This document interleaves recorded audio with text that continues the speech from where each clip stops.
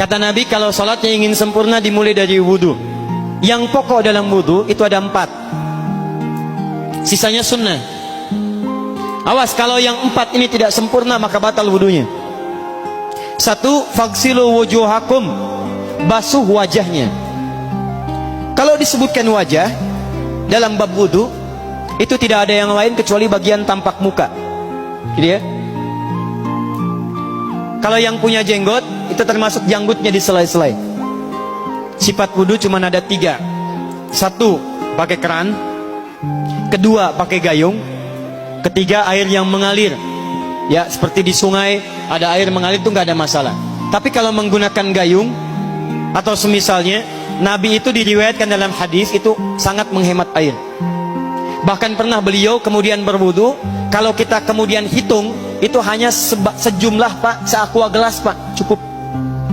Atau yang kedua, menggunakan keran ya. Kalau sekarang kita ada keran, contoh ini kerannya. Ya, kerannya agak tinggi sedikit. Dan kita sesuaikan. Ambil airnya.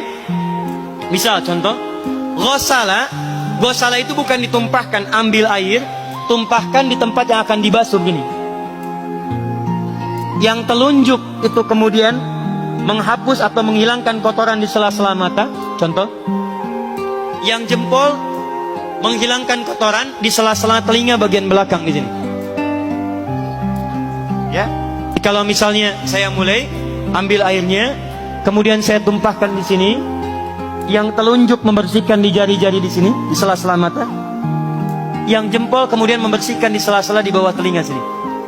Kemudian diselesai, selesai. 1. Tahan sebentar ya, ini praktek dulu sebentar. 2. Wa aidiakum ilal marafiq, ini yang sering keliru.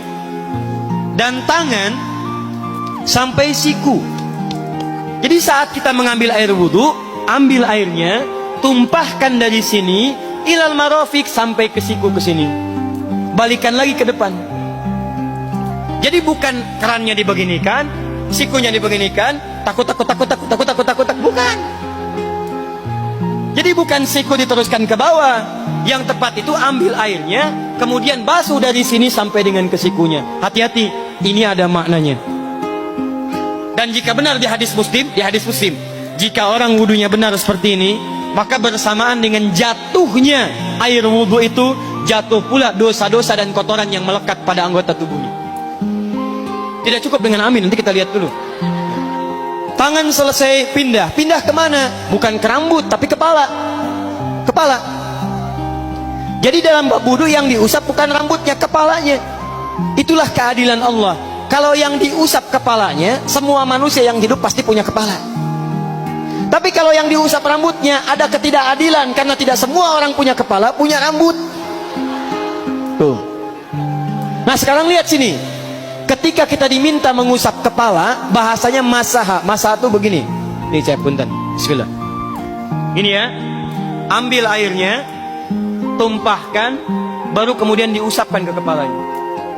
Paham ya? Kalau yang ghosala, ambil, tumpahkan di tempat yang akan dibasuh. Tapi kalau masaha, hati-hati.